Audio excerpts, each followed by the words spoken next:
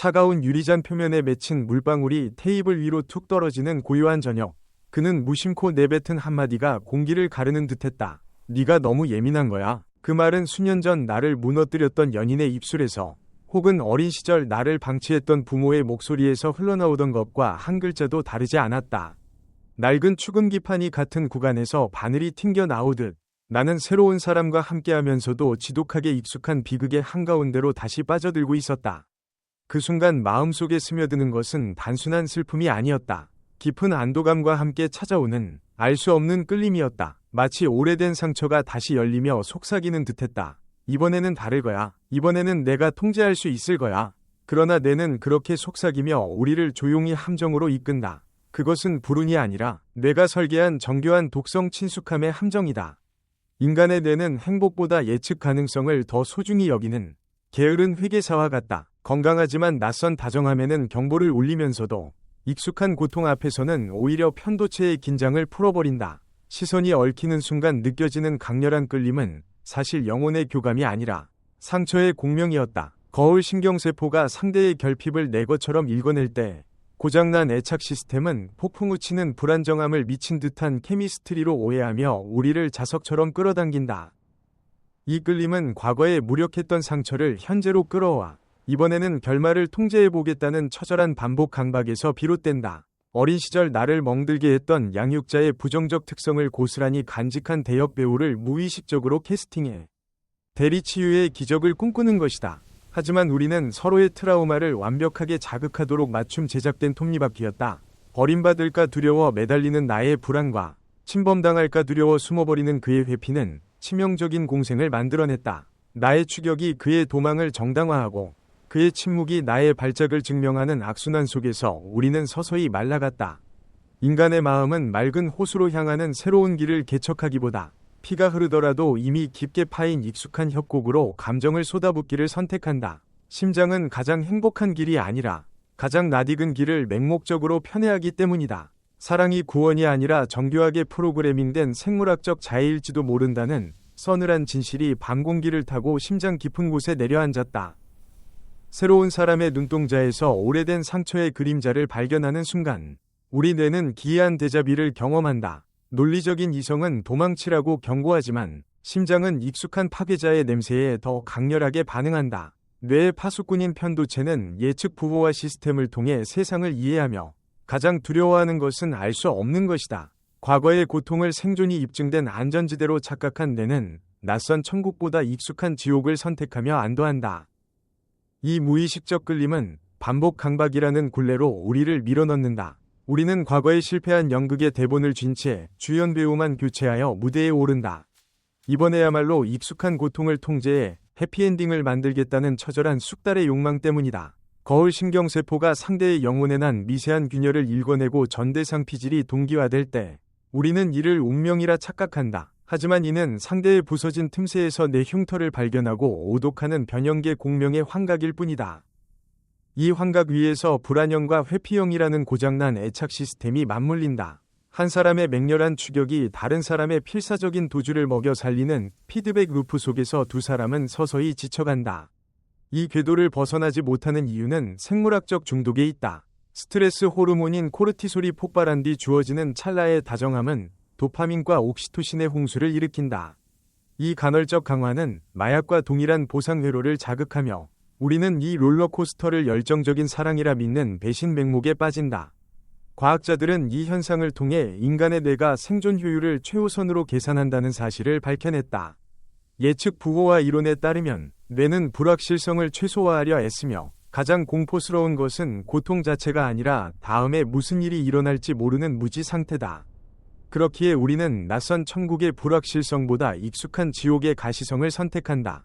대사 에너지를 아끼기 위해 파멸을 향한 낡은 지도를 반복해서 따라가는 것이다.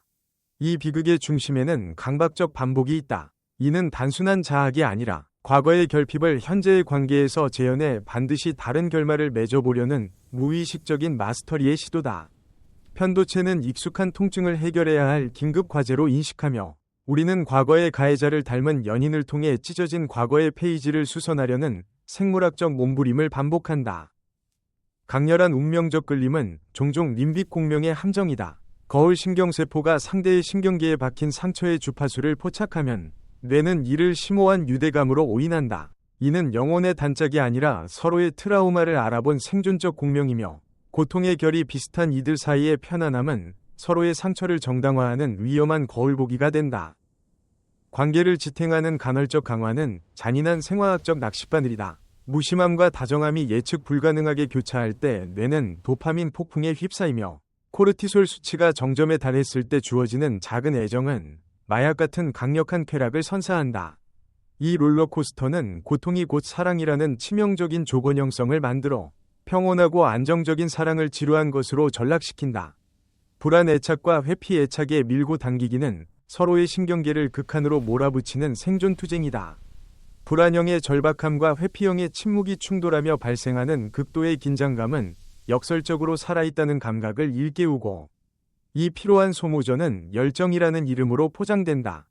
최신 신경과학 연구들은 이러한 패턴이 단순한 심리적 문제가 아니라 신경계의 생존 메커니즘과 깊이 연결되어 있음을 보여준다.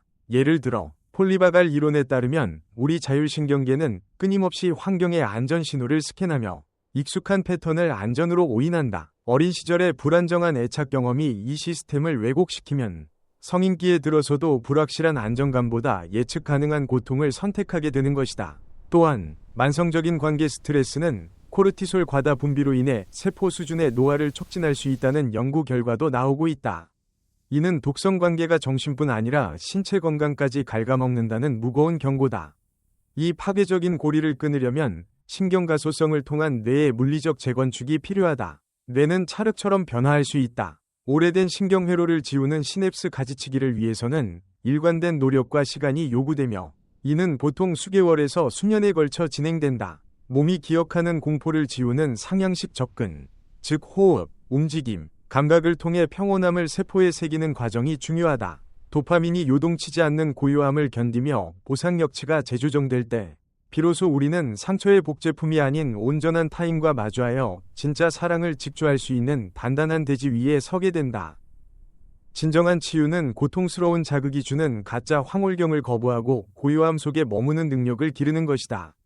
사랑을 결핍을 채우는 조각 찾기가 아닌 충만한 존재들의 만남으로 재정의할 때 뇌의 기본 상태 네트워크는 비로소 재프로그래밍된다. 우리는 이제 예측 가능한 고통의 안락함을 버리고 온전한 전체로서 사랑하는 법을 배워야 한다.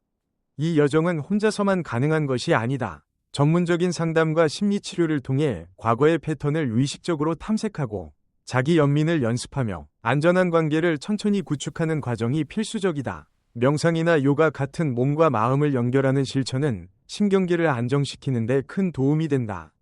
또한 주변 공동체와의 따뜻한 교류는 고립된 상처를 치유하는 데 큰 힘을 발휘한다. 한국 사회에서 오랜 세월 강조되어 온 조화와 자기 반성의 정신을 현대 심리학과 결합한다면 우리는 더 건강한 관계 문화를 만들어갈 수 있다. 결국 이 모든 것은 우리 각자가 가진 놀라운 회복력에 대한 이야기다. 익숙한 지옥을 벗어나 낯선 천국으로 한 걸음 내디딜 때 뇌는 새로운 지도를 그려나가기 시작한다. 그 지도 위에는 더 이상 고통의 반복이 아니라 진정한 평화와 연결의 길이 펼쳐져 있다. 우리 모두는 그 길을 걸을 자격이 있으며 한 사람 한 사람의 용기가 모여 더 따뜻하고 건강한 세상을 만들어낼 것이다. 이 깨달음이 여러분의 마음에 작은 불씨가 되어 일상 속에서 빛을 발하기를 진심으로 바란다.